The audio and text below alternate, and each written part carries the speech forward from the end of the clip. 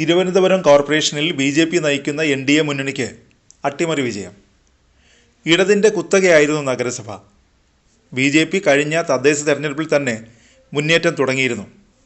എങ്കിലും ഭരണമാറ്റം ഉണ്ടാകുമെന്ന് ഇടതുമുന്നണി സ്വപ്നത്തിൽ പോലും കരുതിയിട്ടുണ്ടാവില്ല. 50 സീറ്റുകൾ സ്വന്തമാക്കിയാണ് ബി.ജെ.പി. തലസ്ഥാന നഗരത്തിൻ്റെ ഭരണം പിടിച്ചത്.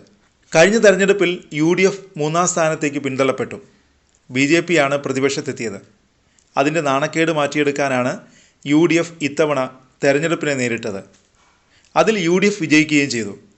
ഇക്കുറി കോർപ്പറേഷനിൽ യുവതലമുറയെയാണ് കോൺഗ്രസ് രംഗത്തിറക്കിയത്. അതിൽ കോൺഗ്രസ് വിജയിച്ചു.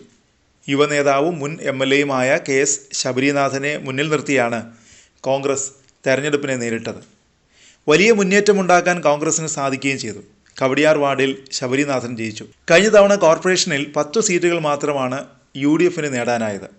അതിൽ 8 സീറ്റ് മാത്രമാണ് കോൺഗ്രസിനുണ്ടായിരുന്നത്. UDFന് 19 സീറ്റുകളാണ് ഇക്കുറി കിട്ടിയത്. കോൺഗ്രസിന് ഇതിൽ ലഭിച്ചത് 16 സീറ്റുകളാണ്. മുട്ടട വാർഡിൽ കോൺഗ്രസ് നിർത്തിയ വൈഷ്ണവ് സുരേഷിൻ്റെ സ്ഥാനാർത്ഥിത്വവുമായി ബന്ധപ്പെട്ട വിവാദവും കോൺഗ്രസിന് നേട്ടമായി എന്നാണ് വിലയിരുത്തൽ. സ്ഥാനാർത്ഥിത്വം കോടതി കയറിയത് CPMന് ഗുണം ചെയ്തില്ല. തെരഞ്ഞെടുപ്പിൽ വൈഷ്ണവ് വിജയിച്ചു. വരുന്ന നിയമസഭാ തെരഞ്ഞെടുപ്പിൽ കോൺഗ്രസ് യുവനിരയ്ക്ക് പ്രാധാന്യം നൽകുമെന്ന സൂചനയും പുറത്തു വരുന്നു.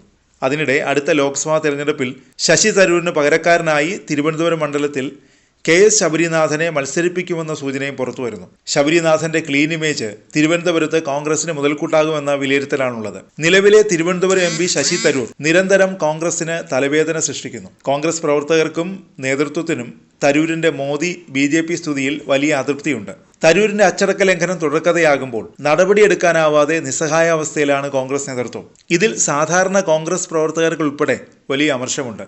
അതിനാലാണ് തരൂരിന് ബദലായി ശബരിനാഥനെ ഉയർത്തിക്കൊണ്ടുവരാൻ നേതൃത്വം ശ്രമിക്കുന്നത്. കോർപ്പറേഷൻ തെരഞ്ഞെടുപ്പ് അതിന്റെ ടെസ്റ്റ് ഡോസാണെന്ന് വേണമെങ്കിൽ പറയാം. തരൂരിന്റെ നിലപാടുകൾ കോൺഗ്രസിന് വലിയ തോതിൽ പ്രതിസന്ധിയാകുന്നുണ്ട്.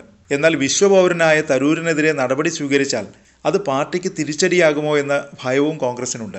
തരൂരിനൊരു രക്തസാക്ഷി പരിവേഷം ലഭിക്കുകയും ചെയ്യും. തുടർച്ചയായി മോദി അനുകൂല പ്രസ്താവനകൾ തരൂർ നടത്തുന്നത് ബോധപൂർവമാണെന്ന സംശയവും കോൺഗ്രസ് നേതൃത്വത്തിനുണ്ട്.